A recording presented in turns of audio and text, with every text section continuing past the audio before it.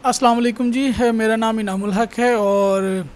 आज हम बात करेंगे स्कॉलरशिप इंटरव्यूज़ के बारे में। अभी चाइना के अंदर तकरीबन हर यूनिवर्सिटी के अंदर जो है वो स्कॉलरशिप के इंटरव्यूज़ जो है वो कंडक्ट हो रहे हैं। मुझे रिसेंटली 2 यूनिवर्सिटीज़ के अंदर जो है वो इंटरव्यू देने का इत्तेफाक हुआ है और अल्हम्दुलिल्लाह मैंने जो है वो दोनों इंटरव्यूज़ जो है वो पास किए हैं। तो उसके अलावा मेरे 1-2 दोस्त और भी हैं जिन्होंने जो है वो इंटरव्यू पास किए हैं, तो उनसे इन्फॉर्मेशन मैंने गैदर की है और कुछ जो है वो मैंने जो अपना रोड मैप था उन दोनों को मिला के मैंने एक प्रेजेंटेशन बनाई है कि आपको बताया जाए कि अगर आप इंटरव्यू देने वाले हैं तो इंटरव्यू से पहले आपने क्या क्या चीज़ें जो है वो प्रिपेयर करनी है, तो इंशाल्लाह आपका इंटरव्यू जो है वो सक्सेसफुली पास हो सकता है। तो इंटरव्यू लेने के अंदर जो है वो 2 ग्रुप हो सकते हैं, या तो जो है वो इंटरनेशनल स्टूडेंट ऑफिस वाले हो सकते हैं, या आपके जिस यानी स्कूल के अंदर आपने अप्लाई किया है तो वहाँ के फैकल्टी मेंबर्स यानी प्रोफेसर्स हो सकते हैं। तो लेकिन मुझे जो है वो दोनों बार जो है वो जो मैंने इंटरव्यू दिया मेरा इंटरव्यू जो है वो मेरे स्कूल ऑफ इलेक्ट्रिकल इंजीनियरिंग के प्रोफेसर्स ने ही कंडक्ट किया है। और उसके लेकिन कुछ यूनिवर्सिटीज़ के अंदर जो है वो आपका इंटरव्यू जो है वो इंटरनेशनल स्टूडेंट ऑफिस वाले कंडक्ट करते हैं। तो अगर आपका इंटरव्यू कंडक्ट करेंगे इंटरनेशनल स्टूडेंट ऑफिस वाले तो उनका मोर फोकस आपकी कम्युनिकेशन स्किल्स और कॉन्फिडेंस के ऊपर होगा और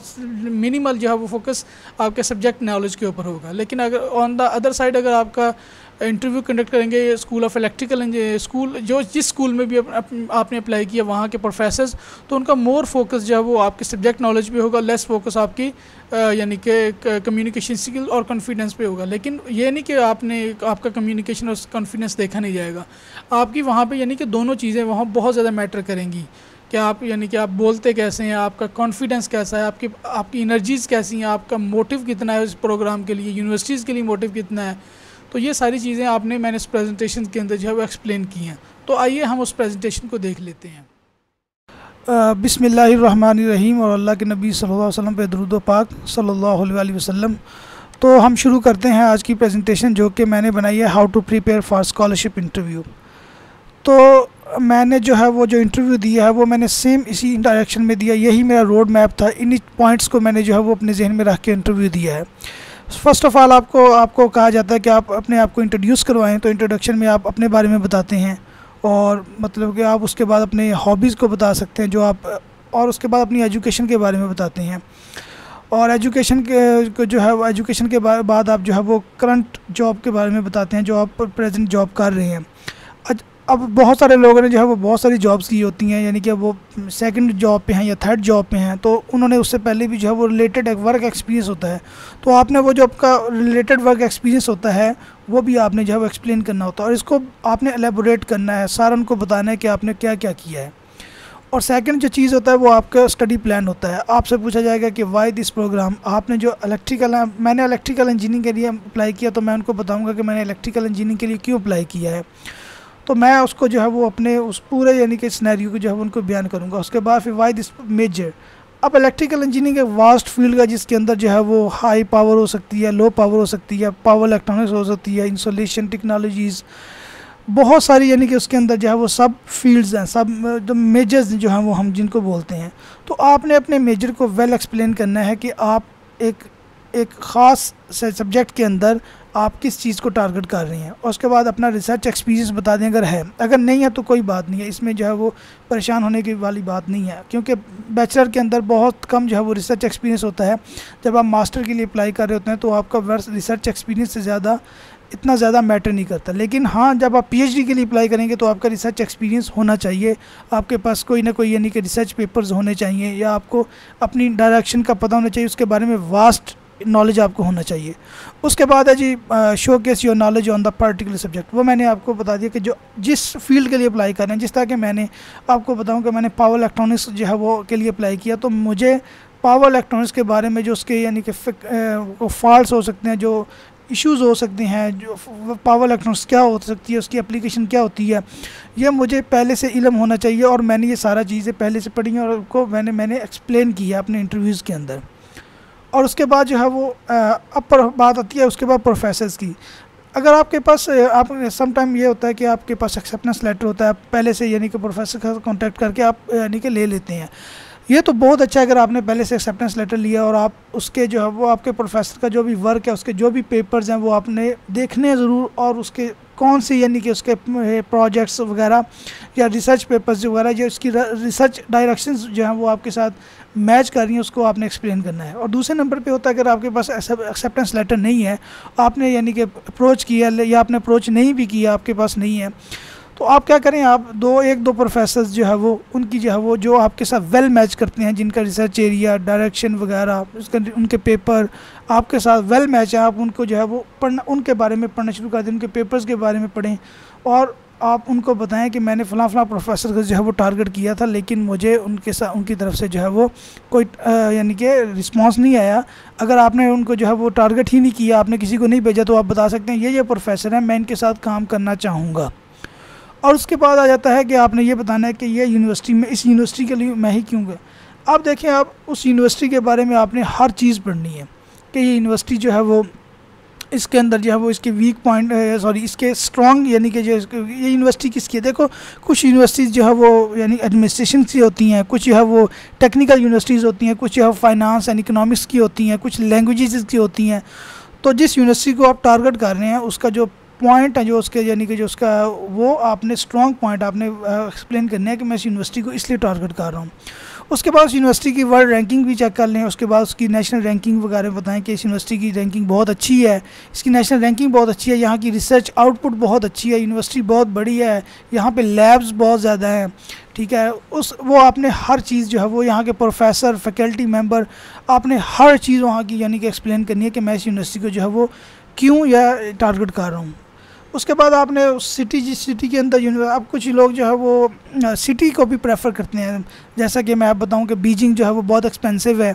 और उसके अलावा जो शियान है, चंदू है, ये सिटीज़ जो हैं वो चीप हैं, चीपर देन जो है वो शंघाई एंड बीजिंग है। तो आप बता सकते हैं कि ये भी मेरा मोटिव है कि मैं जो है वो इस सिटी में इसलिए हूँ। कुछ लोग जो है वो कोल्ड एरिया में नहीं रहना पसंद करते, तो वो ये बता सकते हैं कि मतलब मैं इसको वेदर मुझे बहुत अच्छा है और यूनिवर्सिटी की रैंकिंग अच्छी है, यहाँ पे वेदर अच्छा है, सिटी जो है उनका इंफ्रास्ट्रक्चर बहुत अच्छा है। ये सारी चीज़ें आपने बतानी है और आपने यानी कि उसको सारे मोटिव्स और अपनी रीजंस बतानी है कि आप उस यूनिवर्सिटी को जो है वो क्यों चूज़ कर रहे हैं। और उसके बाद जो है वो आपने बताना है कि चाइना क्यों। देखिए, अब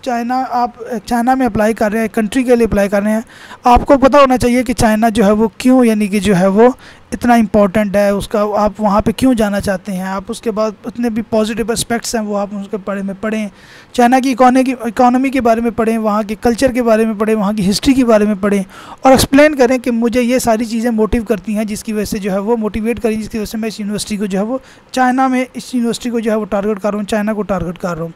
उसके बाद जो आपका कंट्री है, जिस तरह हमारा पाकिस्तान और चाइना का रिलेशन बहुत अच्छा है, तो हम लोग जो है वो अपने उस रिलेशन के बारे में बताएंगे कि हम लोग सी पैक का पार्ट हैं, हम लोग यानी कि हम वो चाइना वाले हमें कहते हैं पाथिए, आयरन फ्रेंड, तो हम जो है वो चाइना के जो है वो आयरन फ्रेंड हैं और हमारी जो दोस्ती है वो इस तरह, जो भी आप पॉजिटिव बातें आपने बतानी है। और उसके बाद जो है वो आपके फ्यूचर गोल्स, वो आपसे आपके फ्यूचर गोल्स के बारे में पूछेंगे कि आपके फ्यूचर गोल्स क्या हैं। आपके फ्यूचर गोल जो है वो बड़े रियलिस्टिक होने चाहिए। ये नहीं कि आप मास्टर के बाद वो आपसे पूछेंगे आप क्या करना चाहते हैं, आप कहेंगे जनाब अगर मुझे एडमिशन मिल गया तो मैं PhD कर लूँगा, नहीं तो मैं जॉब कर लूँगा। नहीं, आपने हमेशा जो है वो अपना एक रियलिस्टिक गोल बताना है कि मैं मास्टर के बाद इंडस्ट्री ज्वाइन करना चाहता हूँ, मैं इंडस्ट्री के अंदर जो प्रॉब्लम्स हैं जो है उनको जो है वो हैंडल करना चाहता हूँ, मैं इंडस्ट्री का एक्सपीरियंस लेना चाहता हूँ। अगर आप या तो आप एक अपने आप को इंडस्ट्री की तरफ लेके जाएंगे या अपने आप को आप PhD की तरफ जाएंगे। आप उनको बताएंगे नहीं, मैं एकेडेमिया के अंदर जाना चाहता हूँ, मैं जो है PhD करना चाहता हूँ, मैं रिसर्च करना चाहता हूँ, मैं पेपर पब्लिश करना चाहता हूँ। आपका जो फ्यूचर गोल है ना वो आपके उसकी क्लियर पिक्चर आपके माइंड में होनी चाहिए कि आपको अपने करियर के बारे में बताना है कि मैं या तो जो है वो मैं एकेडमिक फील्ड के अंदर जाना चाहता हूँ या मैं इंडस्ट्री के अंदर जाना चाहता हूँ। अपना विजन के बारे में उनको जो है वो जो भी आपका विजन है, जो भी आपके गोल्स हैं, आपने उसको वेल एक्सप्लेन करना है। और उसके बाद मैं आपको कुछ टिप्स देना चाहता हूँ, जो मैंने जो है वो टिप्स ये है कि आप हर चीज़ को बड़ी डिटेल के अंदर एक्सप्लेन करेंगे और आपको बताते हैं कि अपना इंट्रोडक्शन करवाएं, तो आप अपना इंट्रोडक्शन बड़ा यानी कि ये सिर्फ आपने ये बोल के नहीं पूछना जैसा कि मैं कहूँ माय नेम इज़ इनामुल हक का नाम नहीं, आपने उनको पूरा बताना है कि माय नेम इज़ इनामुल हक, आई एम फ्रॉम पाकिस्तान। और उसके बाद जो है वो उनको एलेबोरेट करना है चीज़ों को, और उसके बाद हर चीज़ को जो भी स्टेटमेंट आपने देनी है उसको पॉजिटिव नोट के ऊपर आपने क्लोज़ करना है। उसको जो है वो उसमें आपने नेगेटिव बात तो आपने करनी ही नहीं है, ठीक है। आपने नहीं कहना कि जो है वो चाइनीज़ ये या चाइनीज़ वो, नहीं, हमेशा पॉजिटिव बातें। नेगेटिविटी जो है वो उससे आपने बहुत दूर रहना है और अपनी एनर्जीज़ को हाई रखना है, अपना कॉन्फिडेंस बहुत हाई रखना है, ठीक है। चुप नहीं होना। आप अगर वो आपको जब आप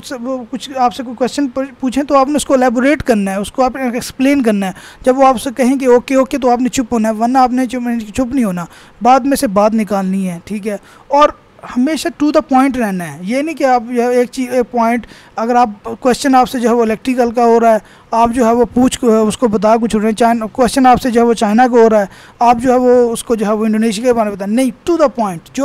बात उन्होंने आपसे पूछी है आप उसी को एक्सप्लेन करें। और उसके बाद जो mention all the certificate scholarship, जैसा कि मैंने बैचलर में मुझे स्कॉलरशिप मिलता रहा है, उसके अलावा जो है वो जितने भी यानी कि उसके पास सर्टिफिकेट्स थे, मैं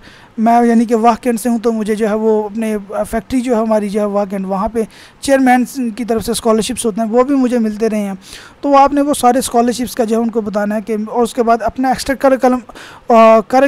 भी बताना। ये नहीं बताना कि मैं सिर्फ जो है वो एक बुक वॉर्म हूँ। उनको ऐसा बंदा नहीं चाहिए होता जो हर वक्त जो है वो लैब के अंदर गुजारे, या नहीं, उनको ऐसा बंदा चाहिए होता है जो अपनी ज़िंदगी को बैलेंस रखने वाला हो, उसको यानी कि अपनी सेहत का ख्याल रखने वाला भी हो और अपनी एकेडेमिया का भी ख्याल रखने वाला हो। तो आपने उनको बताना है कि मैं सिर्फ वो बंदा नहीं जो बुक वॉर्म है, हर वक्त बुक्स के अंदर, मेरी कुछ एक्स्ट्रा करिकुलम भी है, मैं ये भी करता हूँ, मैं हाइकिंग भी पसंद करता हूँ, मैं साइकिलिंग भी करता हूँ, ये सारी चीज़। और उसके बाद वो मैंने आपको पहले ही बता दिया, be confident, don't stop talking, try to elaborate, यानी कि आपने हर चीज़ को जो है वो एलेबोरेट करना है। तो यही जो है वो आज की जो है वो मेरी वीडियो थी। होपफुली कि आपको जो है वो ये मेरी वीडियो पसंद आई होगी। आपका कोई भी क्वेश्चन है, ठीक है, आप मुझे है पूछ सकते हैं। अब मेरा जो है वो ये चैनल पे ये वीडियो अपलोड हो जाएगी, तो आप उसके नीचे जो है वो कमेंट कर सकते हैं। अगर उसके अलावा भी मैं जो है वो इस वीडियो के एंड के अंदर जो है मैं अपनी कॉन्टैक्ट इन्फॉर्मेशन जो है वो डाल दूंगा, तो आप जो है वो मेरी उसके ज़रिए भी जो है वो आप मुझसे रब्ता कर सकते हैं। तो आज के लिए यही है। होपफुली कि आपको जो है वो ये वीडियो जो है वो हेल्पफुल होगी। तो तब तक के लिए अल्लाह हाफिज़ and best of luck for your scholarship interviews.